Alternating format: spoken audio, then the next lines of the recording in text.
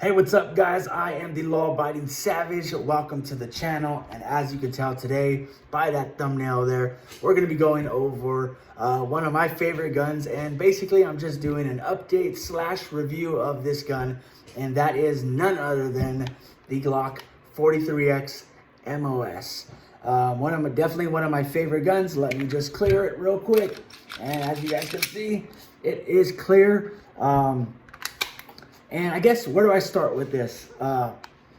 Let's just start from the bottom. You know what? Matter of fact, we'll start with this guy right here.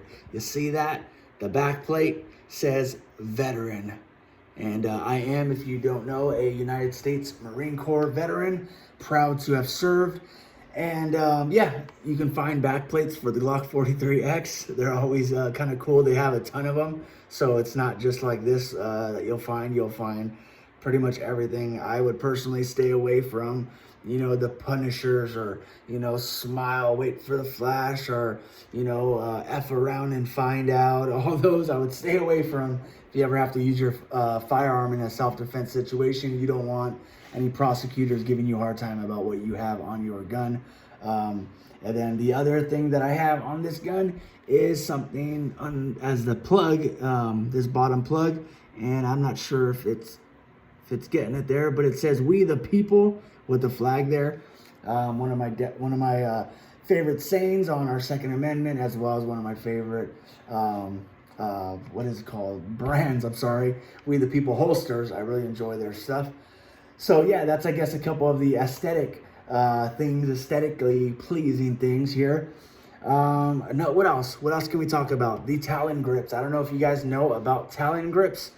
They cost about 20 bucks. You can get them on Amazon or usually at your local gun stores. And these things really help with the grip. They have two different kinds from my understanding. They have this rubber kind that I prefer. And then they have like the hardcore stuff, which is like the, it's like skateboard grip tape. I know, you know, some of us that grew up in the 90s, and I don't know, those of you that grew up in the 80s or even the 2000s, I don't know. We rode skateboards back in the day, and just picture grip tape on here. And so that seems a little bit rough, a little more than I want. So I just stick with this one, and it works fine. I put this on a bunch of my guns, and it really, really helps. And then as well, let's talk about the mag release. So this is a metal mag release made by Shield Arms. And why did I put that there? Well, I think some of you that already know. And the reason is because I have these Shield Arms magazines. And basically what it does is it takes this Glock 43X from a 10 round firearm to a 15 round capacity. 15 plus 1. The factory comes with 10 plus 1, and then you switch it out for these guys, and it becomes 15 plus 1. They're great. I said in my gun collection video that I don't recommend them, that you just buy it and start using it as a self-defense. I think you should put rounds through it first to make sure it's reliable with your Glock, that it's working well with your Glock. And then, you know, if you feel confident in it, then go for it. I will say the one negative thing about these is that they are very expensive, especially when you go from that to this guy here. When you go from that to the plus 5, 15 plus 5, I think these are like 75 bucks for this one mag. And then these are about 50 or 45. I forgot. It's been a while since I bought them. Anyways, let's move on. I don't want to be too long. I have left the factory sites, not because I want to, but because I just recently upgraded to the 43X MOS, and I just gotta update them. I mean, upgrade them. That's it. I guess kind of just been lazy lately. And then moving on to my red dot. Now, I think a red dot is very important for a lot of people. I mean, iron sights are fine as well, but picking a red dot is very important. One of the things that I said, and I'll say it quickly, is I don't use my FN 509 for home defense or self-defense like an EDC, because I don't have a quality red dot on there. I have like a $115 Bushnell. It's not a shake awake. It doesn't have a long battery life, and so I don't use it. And this one is the Holosun 407K, which has a long battery life, and it also is shake awake. So I know that when I grab this and I need to look through it, that red dot's gonna be there. It's a great red dot. I'll be honest, Holosun, they're not the most expensive, but they're not the cheapest. They're kind of right there in between, and they are reliable. They work great, and I can stamp that. I've used them on multiple guns, and definitely am confident in saying that.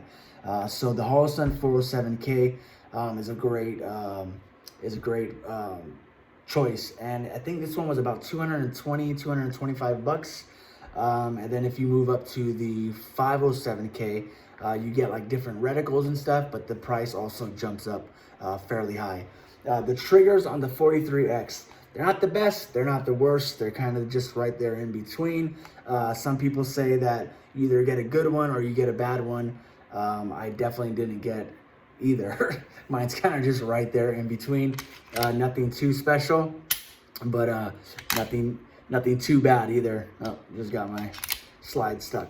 Okay, so let's move on to what I just picked up today, or not picked up, I just got in the mail today, and that is my Streamlight TLR 7 sub. This is a 500 lumen light, and it's kind of pricey, I'm not gonna lie.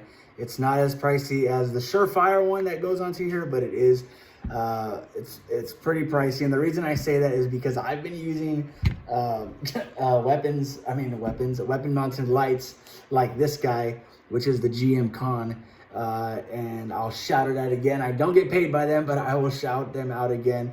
And these are like a $35 lights, but it's a 1200 lumen light off of Amazon, and it works great. So yeah, to go from that to paying $130, $140 for this, it was a jump, but it is, I think, worth it. The reason I say that is I love the way these buttons, these switches are placed. I also love that if I am facing this way, I can reach it with my support hand, and that is super important. That way I don't have to mess with my trigger finger, and so I really like that about this here. Okay, what else can I say? It shoots great. I will say I've never had a jam or malfunction with this firearm. I've used about, I don't know, maybe 3 or 4 different self-defense rounds, types of round and types of ammunition. Have not had it or have not had a malfunction. And then I also shoot a bunch of like the white box Winchester, 115 grain, 9mm, maybe 124 grain, and it's all worked out perfectly. So I can't complain. Now, I guess that's pretty much it. Now, let me ask you guys a question. If you have a Glock 43X, if you have a Streamlight and a Holosun, what holster do you recommend?